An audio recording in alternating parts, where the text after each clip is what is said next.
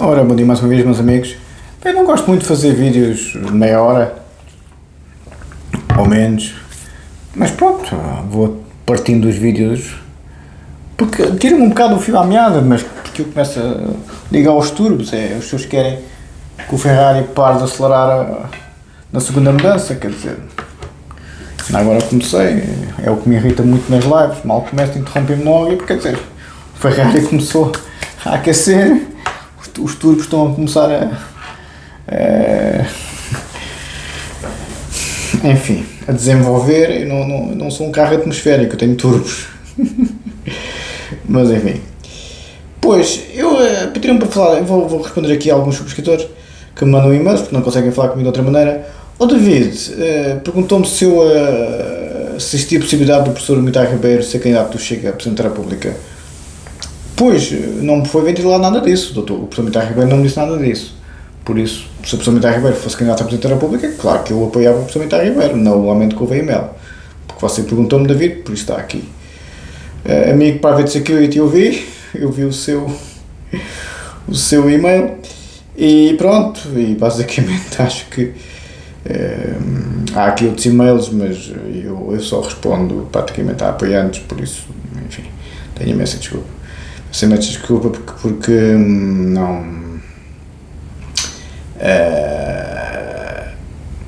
não tenho paciência para responder às pessoas que não estão aqui como apoiantes, quer dizer, mas enfim. Mas de coisas que mais me interessa falar,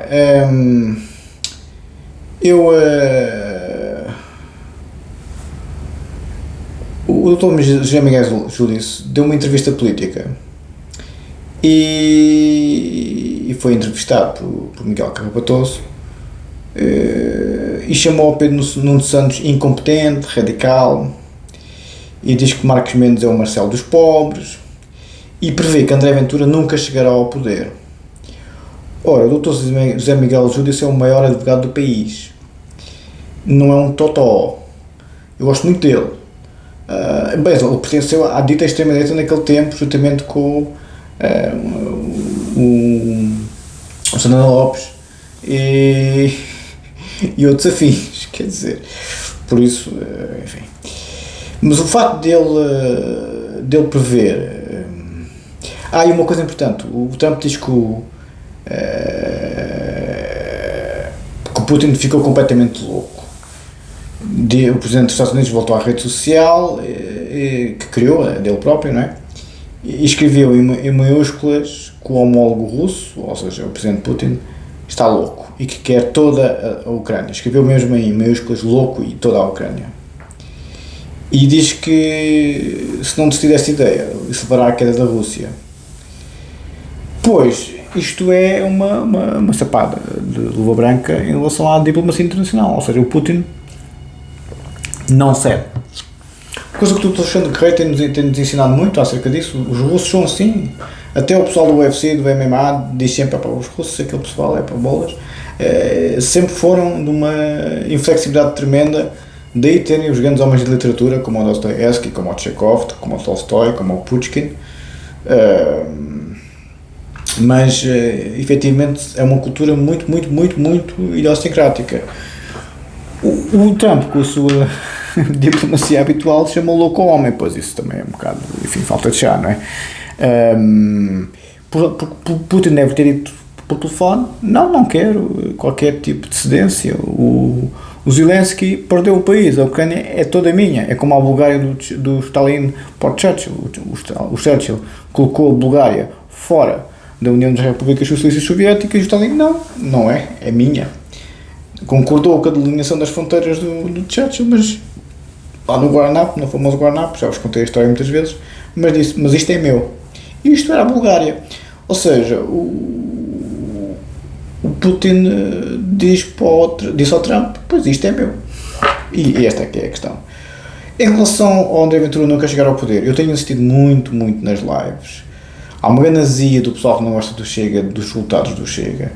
Eu concordo com o Dr. José Miguel Júdice de que ele nunca diga nunca, né? Ele não chegará ao poder se não se moderar e tirar o Deus, Pátria e Família. da dinâmica do partido e, obviamente, a prisão perpétua e a castração química que o colocam na extrema-direita. Mas o Dr. José Miguel Júdice é das pessoas que mais sabe de política. E também é advogado, é dos graúdos, conhece as elites, que eu estou farto de insistir aqui, as elites detestam o André Ventura, não o consideram um deles. Se eles me consideram um deles, eu por acaso fiquei surpreendido ao ver que sim. As elites sempre me consideraram um dos deles, apesar de eu ser este arroceiro do bairro urbano que conhecem. Mas eu sou moderado, por isso é que talvez tenha ficado tão chocado com tanta coisa, né? Mas enfim, não vou chover no molhado. O Dr. José Miguel Júdice foi um dos fundadores do MDLP, que era liderado pelo João Spínola. Extrema-direita pura. Logo a seguir ao 25 de abril de 74, ou seja, voltamos sempre ao mesmo, que este pessoal, e atenção, estamos a falar de um homem que foi de extrema-direita assumida, José Miguel Júdice, assumida, e diz que a extrema-direita não assumida, que é o André Ventura, nunca vai chegar ao poder. E aqui, por acaso, o José Miguel Júdice, por acaso, é parecido comigo, porque o pai dele foi do PCP, foi comuna. O meu pai não foi comuna, lutou contra os comunas, como sabem. Eu insisti ainda no outro dia, com a minha forma belicosa habitual, a minha mãe a dizer-me os pormenores todos do que aconteceu com o meu pai, não é? Porque faz-me confusão como é que o meu pai nunca revelou a verdade à minha mãe, escondeu tudo, e realmente escondeu mesmo tudo, porque estava a proteger a família, coitado, não é? O homem não queria mesmo expor a família aos russos, voltamos ao mesmo, os russos, quem os conhece, Kissinger, o meu pai e outros afins, sabem que eles não são para brincadeiras, aquilo é mesmo pessoal, gancha até à medula. E é um pitelzinho muito bom a Rússia, é um pitelzinho muito bom, aquilo, quem domina aquilo, ui, é o rei Midas. Por isso, o Dr. José Miguel Júdice, o pai era comuna e ele tornou-se extrema-direita. Eu não, o meu pai lutou contra os comunas, parece-me a mim que era um homem de direita, parece-me a mim, dessa moderada, seria Sá Carneiro. A minha mãe revelou um bocadinho mais de elementos no outro dia, coisa que eu fiquei muito surpreendido, porque eu puxei muito por ela, e para puxar a minha mãe, e estava muito cansado e tal, já era muito tarde aqui, e eu ando muito afanado, como sabem, muito variado, treino muito, estou sempre abatatado, então estava todo dorido do treino, e a minha mãe revelou uma coisa que não tinha revelado ainda, e eu, pronto, mais um pormenor. Parece que o que foi pedido ao meu pai por parte dos russos, do KGB, foi que ele fosse fonte deles, espiando o Álvaro Cunhal, o Partido Comunista. Ou seja, e o meu pai não aceitou. Parece que isso foi o fator desencadeador para muita coisa. Foi isso que a minha mãe percebeu das conversas do meu tio Raul e do médico, o sombreiro que o tratava, porque parece que depois do meu pai morrer, o médico disse, porque o meu pai urinava sangue e perdeu 30 quilos, ou seja, ele foi envenenado devagarinho, ao que parece. O sombreiro disse à minha mãe que aquilo não foi um envenenamento tout-court, eles foram colocando algum produto na comida ou na bebida que muito devagarinho foi sendo envenenado, estilo o arsénio daquele tempo, em que as amantes dos políticos treinadas pelo KGB faziam o mesmo. Realmente é o método deles, verdade seja dita. Aqui a história bate certo. Parece que pois ele foi envenenado pouco a pouco durante o desafio, porque os russos estavam a tentar convencer o KGB, o meu pai a espiar o Cunhal nos anos 70, por causa que queriam que o Cunhal chegasse obviamente ao poder e obviamente Portugal tornava-se uma ditadura comunista. Isto é o tempo que o José Miguel Júdice funda um partido de extrema-direita, faz parte da fundação, que é obviamente o pai ideológico, era o João Spínola, e os russos muito interessados em saber o que é que estava a passar em Portugal e interferir diretamente com Portugal, apesar do Álvaro Cunhal ser obviamente patrocinado pela União Soviética, a União Soviética queria ainda mais informação e pediu ao meu pai que espiasse o Álvaro Cunhal. Disse-me a minha mãe anteontem. E eu, isto é bom. Eu muito zangado com a minha mãe, mas o que é que ele disse? Mas eu quero saber os pormenores. E a minha mãe vai-se lembrando, porque isto já foi há muitos anos, não é? do que o meu tio Raul dizia, que parece que esse é que sabia a verdade toda. Depois começava a chorar, parece que o meu tio Raul era todo machão, mas começava a chorar por causa da história do meu pai ter sido envenenado e ter morrido disso, não é? Com a história de urinar sangue e estar todo amarelo e perder 30 quilos, e o seu marido tinha que ir lá de segredo a casa, não podia ir para o hospital para não se saber, isto e aquilo. Aqueles anos 70 e 80 estava mesmo tudo a ferro e fogo. A minha mãe tem razão em esconder-se tanto, porque naquele tempo estava mesmo, como viram, a extrema-direita não teve problemas nenhuns, e a extrema-esquerda não tiveram problemas nenhuns de me envenenar, só neste caso foi envenenar pelo ouvido, estilo Hamlet do Shakespeare. Por isso, o que se coloca aqui é que os russos pediram ao meu pai para espiar o Álvaro Cunhal diretamente. Queriam saber se o Álvaro Cunhal ficava soviético a 100% ou não, ou se tinha uma deriva para o outro lado, como muitos partidos comunistas fizeram. E foi nesta altura que o José Miguel já disse: oh mãe, pá, não leves a mal, pá, mas os russos não estão preocupados com a nossa família. Agora também não te preocupes, a minha mãe ainda tem medo dos russos. Eu não tenho medo nenhum. Ela só agradecia que os russos estivessem preocupados comigo. Isso é que era giro. Isso é que tornava a vida interessante. O feminino nunca vai perceber que os homens gostam destas coisas. Os homens gostam do perigo. Eu sempre gostei do perigo. Eu sempre gostei. Enfim, o Dr. José Miguel Judice é um homem muito agudo, mas foi um homem da extrema-direita que diz que a extrema-direita agora é encapuçada, não gosto de falar assim do Chega, mas realmente nunca chegará ao poder. E ouçam, foi onde também teve o Pacheco de Amorim, que agora é deputado do Chega. Ou seja, e aí é que onde é que quero chegar, ou seja, estes senhores que na altura estavam nestas coisas da extrema-esquerda, da extrema-direita, evidentemente, aliás, Pacheco de Amorim agora é vice-presidente da Assembleia da República, atenção, e é deputado do Chega, como é sabido, não é? Ou seja, foi exatamente do mesmo grupo que o José Miguel Judice naquele tempo, nos anos 70, como vos disse, chama-se MDLP, ou seja, Movimento Democrático da Libertação de Portugal, era assim que se chamava, se não me falha a memória. E foi logo a seguir ao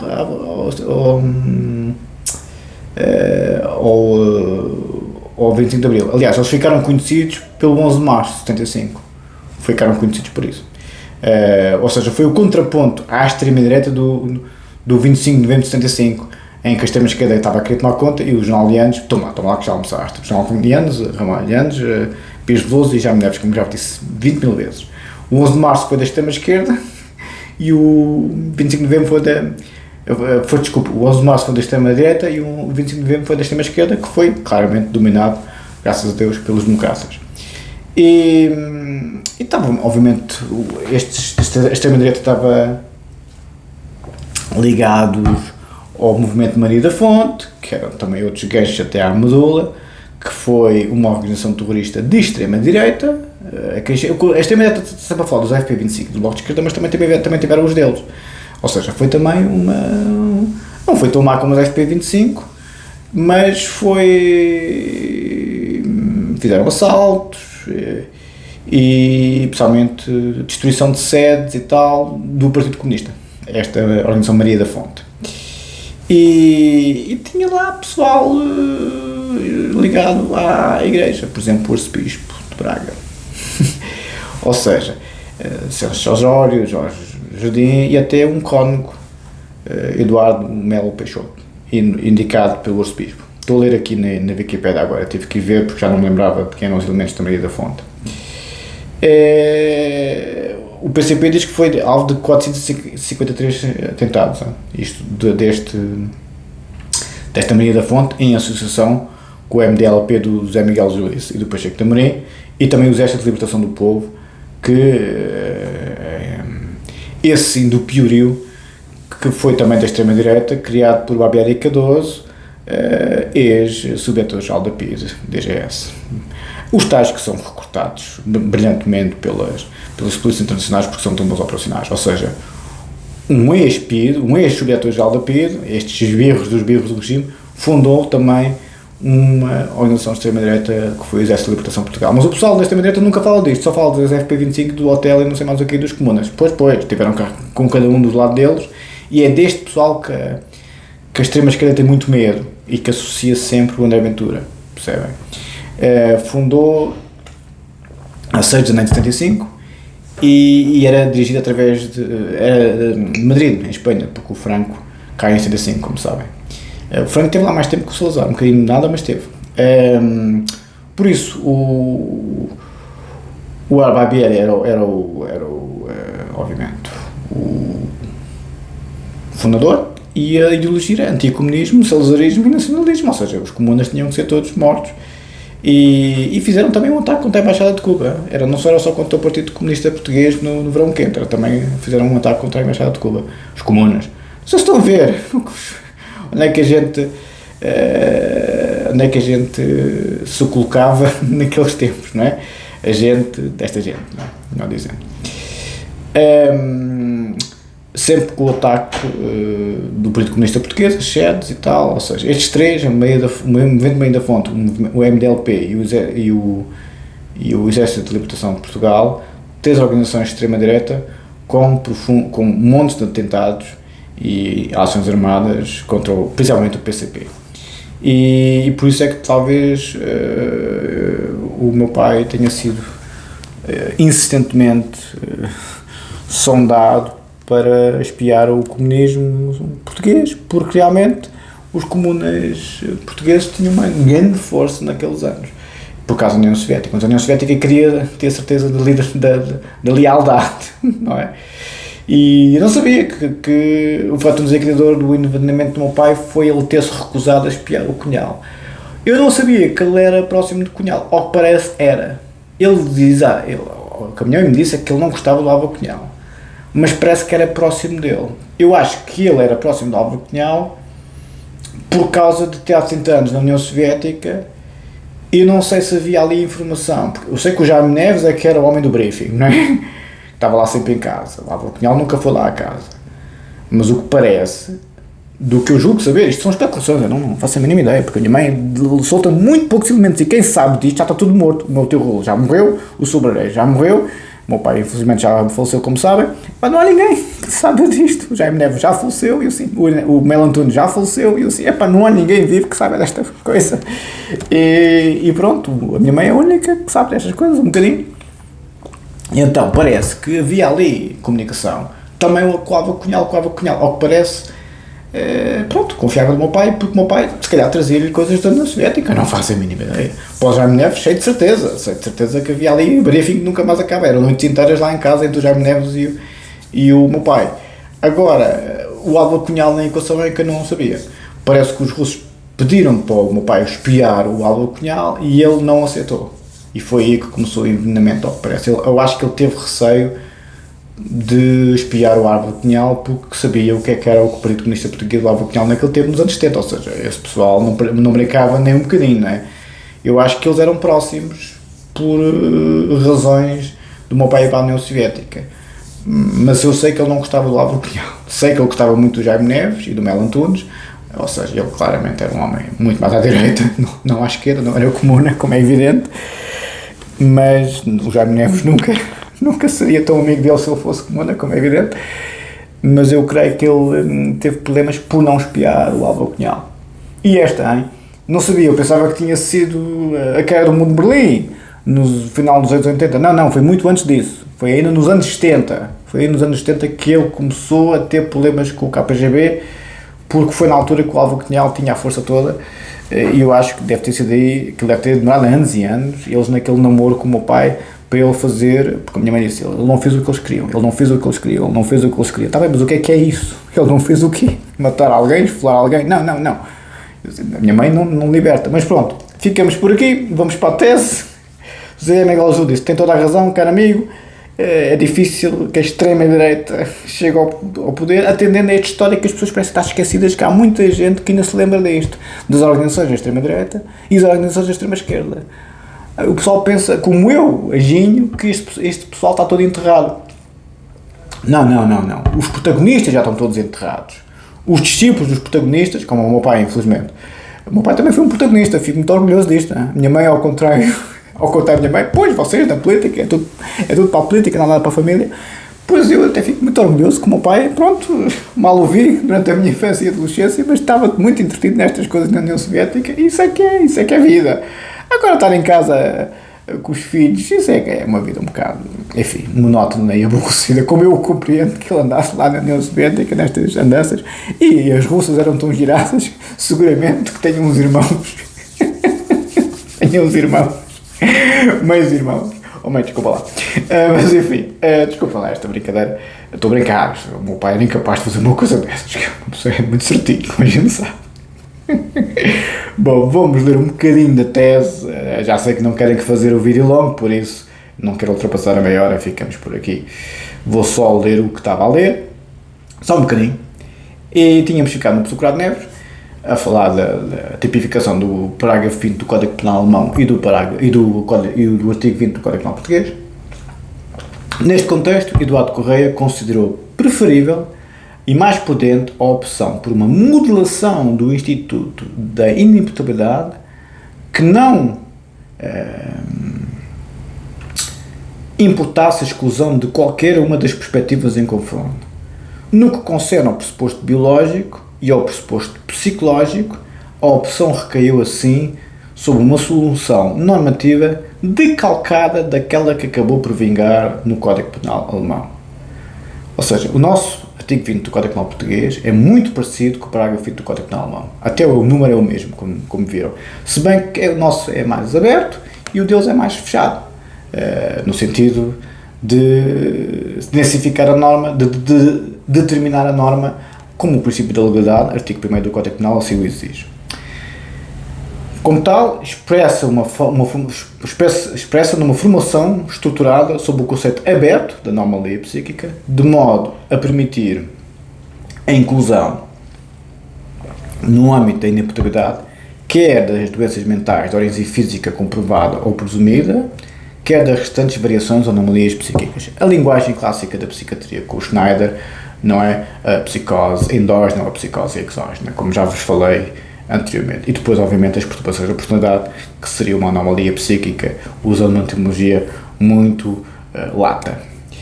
Em concreto, em relação ao pressuposto biológico da inimputabilidade, na oitava sessão eu fui às sessões todas da Comissão Revisora do Código Penal. Eu fui ver as sessões, como é que os outros juízes, os académicos, os seus procuradores e todos os outros operadores de direito que colaboraram na elaboração do nosso Código Penal, em 63 parte geral e 66 a parte especial, como é que eles chegaram à lei normativa. Os senhores são uns tontos quando dizem que o Código Penal é isto e aquilo e aquilo. O nosso Código Penal é uma obra de arte. Uma obra de arte.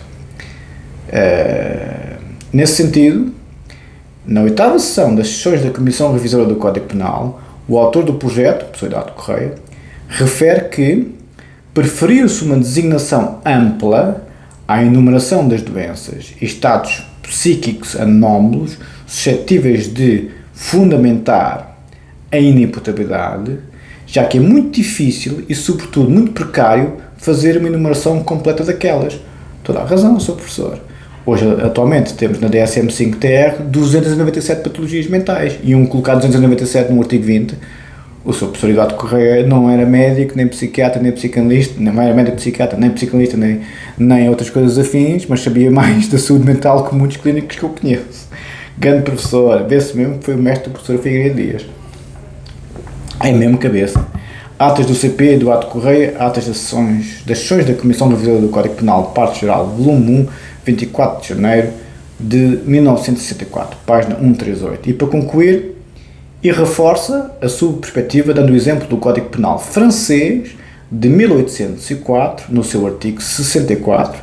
Este preceito só foi substituído pelo artigo 122, número 1 do Código Penal francês de 1994. Veja bem, o nosso Código Penal é de 1982, o Código Penal alemão de 1975, o Código Penal francês de 1994, o Código Penal francês era de 1804, veja bem, 190 anos com o mesmo o Código Penal, a França, la République, não é? Lá, não concerne a imputabilidade, como é evidente, na la République, não é? Ou seja, a saúde mental é muito patanosa de se mexer. Os franceses não mexeram durante 190 anos neste articulado. Ou seja, o artigo 64 do Código Penal francês de 1804 só foi substituído pelo artigo 122, número 1 do Código Penal francês de 1994. 190 anos depois. Não se mexeu no articulado da lei.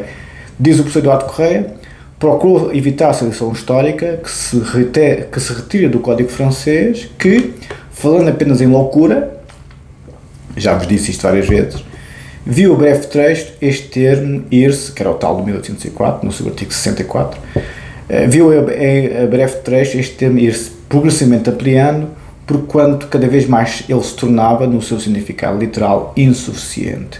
Hoje, há já uma gama vastíssima de doenças e estados psíquicos anómalos que fundamentam a inimputabilidade, mas discutidíssima nas suas zonas limítrofes. Vera e Grácia, por exemplo, no que toca às neuroses, diz o professor Eduardo Correia. Daí o caminho seguido.